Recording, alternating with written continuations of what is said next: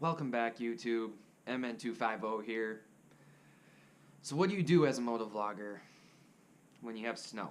I don't know if you guys know Minnesota's weather, but it is definitely cold and snowy. It has about 10 feet of snow piled up out there. I know the camera flattens everything out, but that's 10 feet of snow. Obviously just in the mountains where everything's been plowed up. So what do you do as a motovlogger when you can't ride your bike? You can't review maybe some new stuff that you have coming out? Well, what you do is you go to your current repertoire of things that you can drive in the snow. I've had a 2015 Jeep Grand Cherokee for the last year and a half or so. I did a little aerial footage video with my drone when I first got my drone, but I never really did a review of that for you. So I wanted to do a review of the features, my experience with the car so far, and here we go.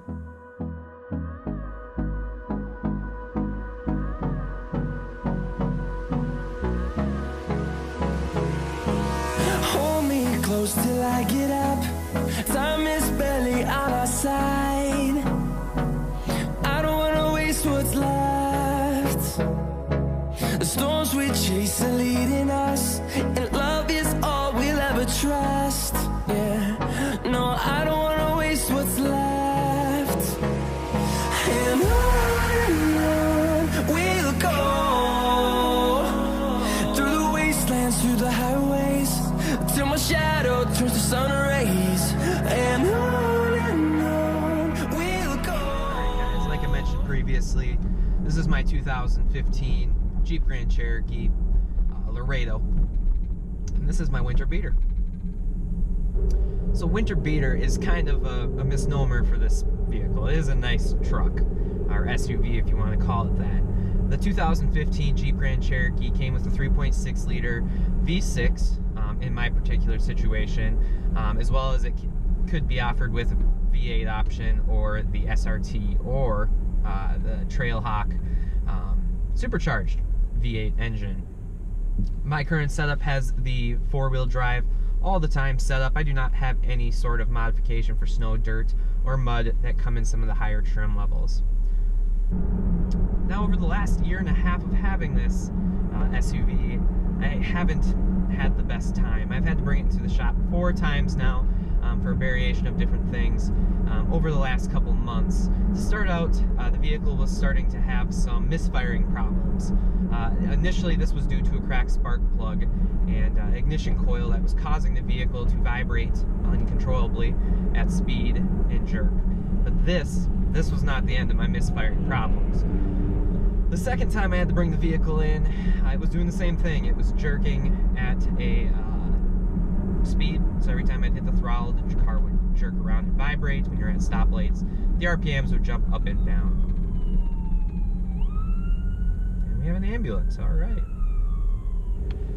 So with that second time, I brought the vehicle back to my dealership that I purchased it from, and they fixed it right up after some diagnostics. Only cost me $100 to fix because it was under warranty and was one of their certified pre-owned vehicles. Now the third time I had to bring the vehicle in, we also had a bad injector. If I didn't mention, the second time was due to a bad injector that was firing properly, but for some reason still acting up. The third time I had to bring the vehicle in, again, it was the injector.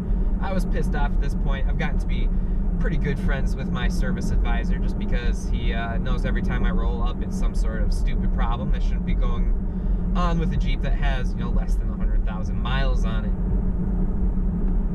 it. So I drive the vehicle for a few months, and then I start getting a vibrating feeling from the right side of the vehicle, right front side. Just from previous old crappy vehicles that I've owned throughout the years, I realized that this was probably a wheel bearing. Now at that point the vehicle had just over 50,000 miles on it. Things shouldn't be going wrong at this point. So again, I brought it into the dealership. Brandon, my service advisor, helped me out very quickly, got me turned around in about 6 hours with a brand new wheel bearing on the right front wheel.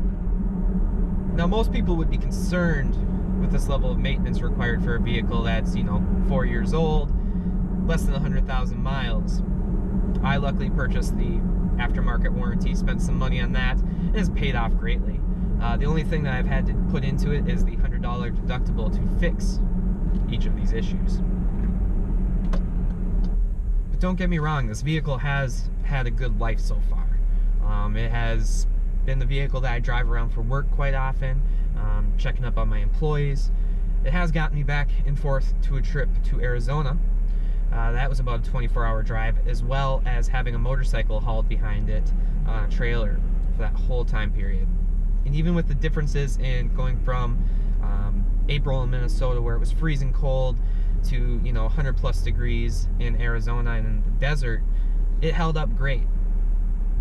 What I've heard about Jeep Grand Cherokee vehicles is you either get a good one or you get a bad one. And what that means is you either get one that requires a lot of keeping up with, a lot of maintenance items, or you get one that just will never end up having to go to the shop. It'll run smoothly and flawlessly every time.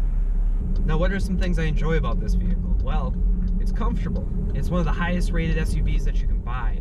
It wins all the awards whenever the new model comes out, just due to the features that it has compared to some of its brethren, such as the GMC products like the Chevy Equinox, Acadia, Dodge Durango.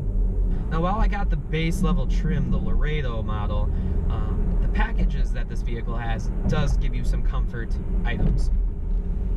Some of these comfort items include heated seats, heated steering wheel. I have the 8.4-inch Uconnect touchscreen system, which is pretty great. I have the suede and leather seats. So I have the leather seats with the suede middle and on the butt pad and the back pad, as well as black wheels, black emblems, and a tow package. It's by no means a speed demon. That's not what it's meant to be. It's meant to be a vehicle that you can drive on a daily basis. It's very comfortable and is capable getting you through the conditions. I would not recommend this vehicle for anybody that is looking to off-road, at least not in its current situation, just because it doesn't have quite the ground clearance, the type of tires, or the four-wheel drive system to get you through some of the hairier situations you get through mudding or any of the off-road trail riding that you might have to do.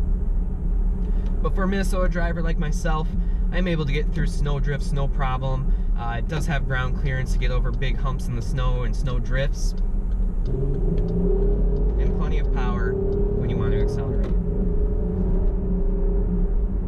Now, what are some things that I dislike about this vehicle? Some things that I dislike about this vehicle are, well, there's not a whole ton. Short of the maintenance concerns that I've had, which could be concerning, especially for a vehicle that might be out of warranty in a couple years, I don't have any complaints. It got me to Arizona and back. It gets me to work and back every day, and as well, the dealership locations are plentiful. It's a Jeep vehicle. You know that every corner you check on, there's going to be a Jeep dealership. Now, who wouldn't I recommend this vehicle for?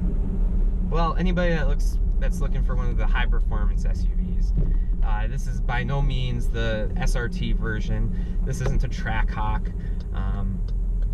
It makes almost 300 horsepower, which is nothing to scoff at in terms of other SUVs in its class.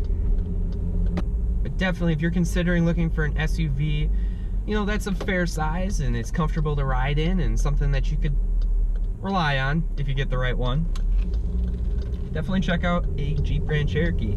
That about wraps it up for today, guys. How about in the comment section below, comment with what your winter beater is. And it doesn't have to be a beater. It could just be the normal vehicle that you take around on a daily basis. It could be something nice.